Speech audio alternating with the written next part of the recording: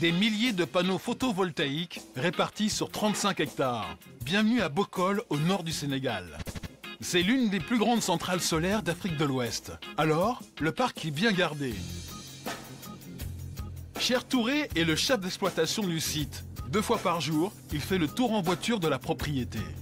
Ici, à l'intérieur du site, on a 75 600 panneaux solaires. Donc, c'est un investissement très lourd. On a investi quand même des milliards. C'est pour ces raisons-là on tient à sa sécurité. Avec Cher, une équipe de 12 vigiles déployés 24 heures sur 24 pour veiller sur les précieux panneaux photovoltaïques. Ça va?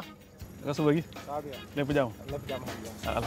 Beaucoup d'attention car la construction de ce champ solaire a coûté 17 milliards de francs CFA. Aujourd'hui, c'est le patron lui-même qui vient inspecter la précieuse centrale. Mamadou Sow fait le déplacement 1 fois par mois. Je viens pour constater un peu l'état du fonctionnement de la centrale, qui est absolument primordial. La centrale vient d'être lancée il y a 6 mois. Alors, le directeur général est très vigilant sur la bonne tenue du site. Ah, bonjour Cher. Avec Cher, il effectue la visite de contrôle réglementaire et il examine tout dans les moindres détails jusqu'au boîtier de jonction. Est-ce qu'il n'y a pas d'encrassement? Est-ce que c'est propre? Est-ce qu'il n'y a pas de câble qui a chauffé ou de fusible qui a sauté? Donc c'est ce que nous voyons là. Mais franchement, il n'y a rien à dire, c'est extrêmement propre. Mais ce qui intéresse surtout le patron de l'exploitation, c'est la productivité de son champ solaire. Direction le poste de contrôle à l'entrée du site. Ah mais disons, cette pièce, elle est fondamentale. On peut même dire que c'est le cœur du système. Parce qu'ici, nous sommes dans la salle de commande. Et de là, nous avons une vue sur le fonctionnement instantané de toute l'installation. Ici, les ordinateurs reçoivent en temps réel les informations sur les panneaux, et en particulier le pourcentage de performance, aujourd'hui à plus de 74%. Là, nous avons donc le ratio de performance. Quand je vois 74%, ça veut dire qu'en fait, on a quand même un ratio de performance excellent. Oui. Mamadou Sow est rassuré. Les chiffres sont bons. Pourtant, les panneaux sont soumis à rude épreuve. Cher doit combattre le principal ennemi de la centrale, la poussière. Un véritable défi dans cette région du Sénégal, proche du Sahara. Parce que là, quand même, on voit nettement qu'il y a beaucoup de poussière. Parce qu'on a eu 2 tempêtes de sable. Ah oui? Oui, même avant-hier. Ah oui. On ne peut même pas voir à 100 mètres. L'encrassement des panneaux peut faire baisser la production électrique jusqu'à 9%. Alors Cher a été obligé d'adapter la fréquence de l'entretien des panneaux. Normalement, on devrait faire chaque 2 mois, mais vu l'état d'encrassement des panneaux, je suis obligé de réduire un peu, donc je fais un nettoyage tous les 45 jours. Il faut 1 semaine pour dépoussiérer les 75 000 panneaux. Un nettoyage plus fréquent, c'est un surcoût pour l'entreprise. Malgré tout, la production d'énergie solaire reste largement rentable. La matière première, le soleil, est gratuite. Et la maintenance du site demande peu de main-d'œuvre. Résultat, le kilowattheure ici est vendu 65 francs CFA. C'est 40% moins cher que le prix moyen de l'électricité au Sénégal. À Dakar, dans le quartier d'affaires, la société à l'origine de ce gigantesque projet, Greenwich. C'est un fonds d'investissement qui livre clé en main les stations d'énergie renouvelables. Charlotte Aubin-Kaladian est la directrice de la société.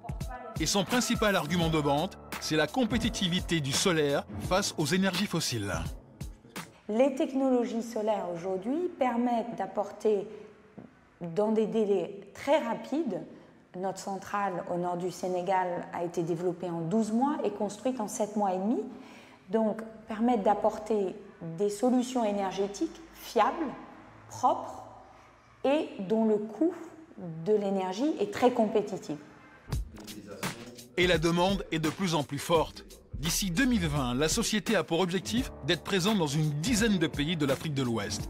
Preuve du soutien de l'État, la Caisse des dépôts sénégalais a financé 33% de la centrale de Bokol.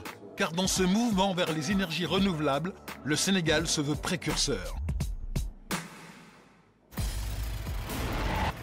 À la société de gestion de l'électricité sénégalaise, le projet de Charlotte Aubin-Kaladian a tout de suite séduit le PDG. Depuis 2 ans, la stratégie de Mouhamadou Makhtar Cissé est claire. Pour produire plus et moins cher, il faut miser sur les énergies renouvelables. Pour la production, il s'agissait de diversifier les sources, d'évoluer vers un mix, donc d'avoir en ayant une énergie plus propre.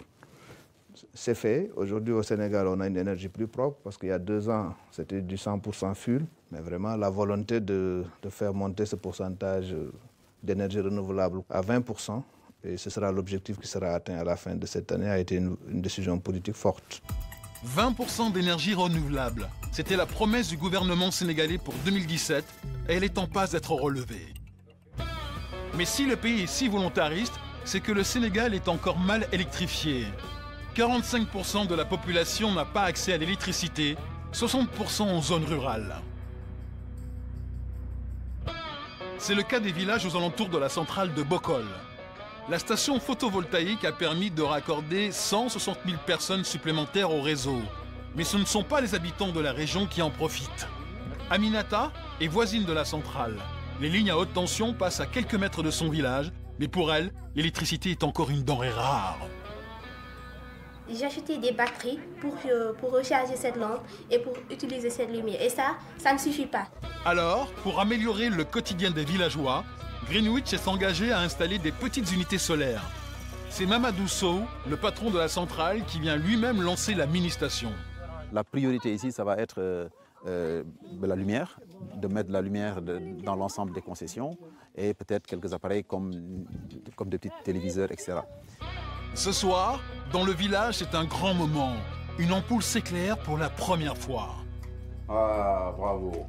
C'est le plaisir, non? Ça, c'est la vie, ça. Hein? Vraiment. Bravo.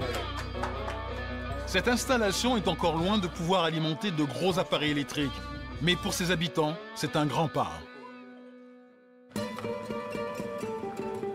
Et ce genre d'exemple se multiplie, avec 4 autres centrales solaires en projet d'ici à la fin de l'année, ou encore des champs d'éoliennes. Le Sénégal ambitionne de devenir le leader des énergies vertes en Afrique de l'Ouest. Et par la même occasion, un des pays les plus électrifiés de l'Afrique subsaharienne.